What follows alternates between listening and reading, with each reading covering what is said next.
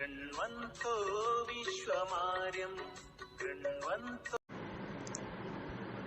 अशिक्षित तथा अनुपयुक्त स्थान या ग्राम में रहना, नीच व्यक्ति की सेवा, अरुचिकर और पौष्टिकता से रहित भोजन करना, झगड़ालू स्त्री, मूर्ख पुत्र और विधवा कन्या, ये 6 बातें ऐसी हैं जो बिना अग्नि के ही शरीर को जलाती रहती हैं। कुछ बातें ऐसी होती हैं जिनसे व्यक्ति जीवन भर दुखी रहता है। उनमें सबसे प्रमुख वह स्थान है जहां उसे लगातार रहना होता है। यदि वह स्थान ठीक न हो और वहां के निवासियों का आचार व्यवहार सही न हो तो व्यक्ति सदैव दुखी रहता है। इसी प्रकार यदि किसी को नीच व्यक्ति की नौकरी करनी पड़े, गंदा, बासी और पौष्टिकता से रहित भोजन करना पड़े तो वह भी दुखदायी है।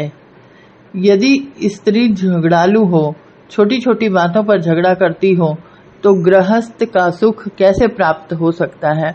पुत्र यदि मूर्ख हो और लड़की विधवा हो तो यह आयु भर और असहनीय कलेश हो जाता है। ऐसी स्थितियों से बच पाना यदि संभव ना हो तो मानसिक रूप से इससे निपटने के लिए तैयार रहना चाहिए। जिस तरह दूध न देने वाली और गर्भ न धारण करने वाली गाय से कोई लाभ नहीं, उसी प्रकार यदि पुत्र भी विद्वान और माता पिता की सेवा करने वाला ना हो तो उससे किसी प्रकार का लाभ नहीं हो सकता। कोई भी व्यक्ति ऐसी गाय को पालना पसंद नहीं करेगा जो ना तो दूध देती हो और ना ही गर्भ धारण करने योग्य हो। इसी प्रकार ऐसे पुत्र से भी कोई लाभ नहीं जो ना तो पढ़ा लिखा हो और ना ही माता पिता की सेवा करता हो। इस संसार में दुखी लोगों को 3 बातों से ही शांति प्राप्त हो सकती है: अच्छी संतान, पतिव्रता स्त्री और सज्जनों का संग। अपने कार्यों अथवा व्यापार में लगे हुए व्यक्तियों के लिए घर में आने पर शांति मिलनी चाहिए। ऐसा तभी हो सकता है जब उसके पुत्र और पुत्रियां गुणी हों, स्त्री पतिव्रता और नम्र स्वभाव वाली हो तथा व्यक्ति के मित्र भले और सज्जन हों।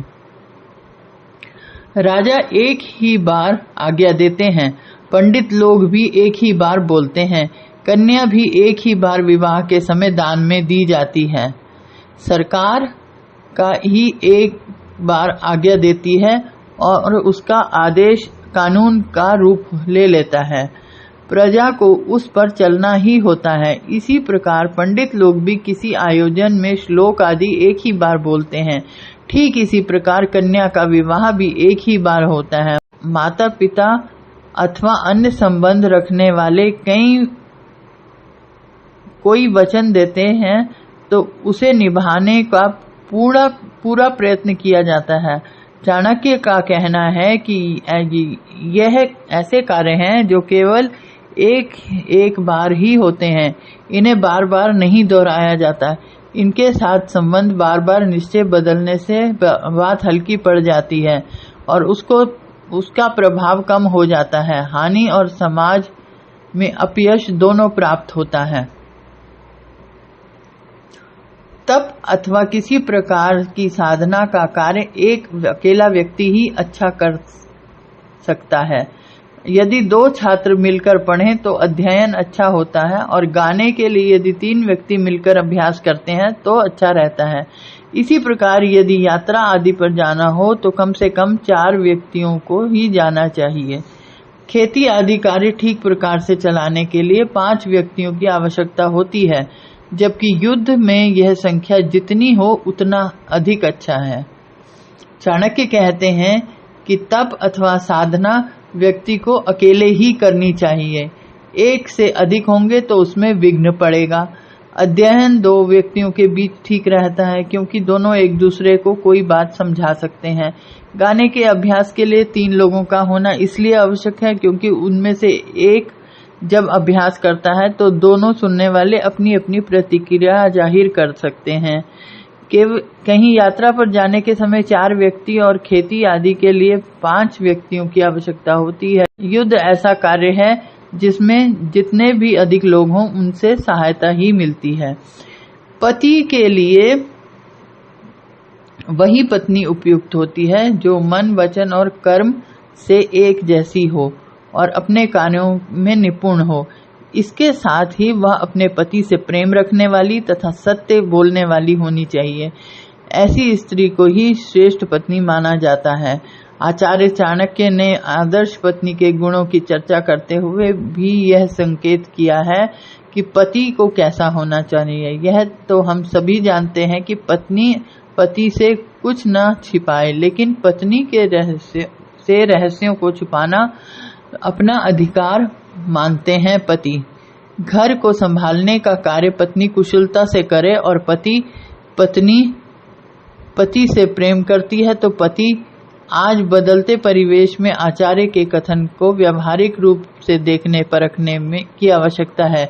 ये दोनों बातें दोनों के लिए एक समान हैं। जिस घर में बेटा नहीं होता वह घर शून्य माना जाता है। जिसके कोई बंधु बांधव नहीं होते उसके लिए सारी दिशाएं, सारा संसार ही शून्य होता है। मूर्ख व्यक्ति का हृदय शून्य होता है और दरिद्र व्यक्ति के लिए तो सभी कुछ शून्य होता है। प्रत्येक माता पिता को यह चाहिए कि उनकी संतान एक बेटा हो। बेटे के बिना घर सूना मालूम होता है, क्योंकि आज सोच बदली है, कायदे कानून बदले हैं। जो व्यक्ति इस संसार में अकेला है, जिसके कोई रिश्तेदार अथवा बंधु बांधव नहीं है, उसके लिए चारों दिशाएं अथवा सारा संसार ही सूना होता है। वह किसी से भी अपने मन का दुख प्रकट करने में असमर्थ रहता है। मूर्ख व्यक्ति करुणा, दया और ममता से रहित होता है। इसलिए कहा गया है कि जिसका हृदय सूना होता है, दरिद्र अथवा निर्धन व्यक्ति के लिए तो सभी सूना है, क्योंकि कोई भी उसका साथ देने के लिए तैयार नहीं होता। उससे सब कन्नी काटते हैं।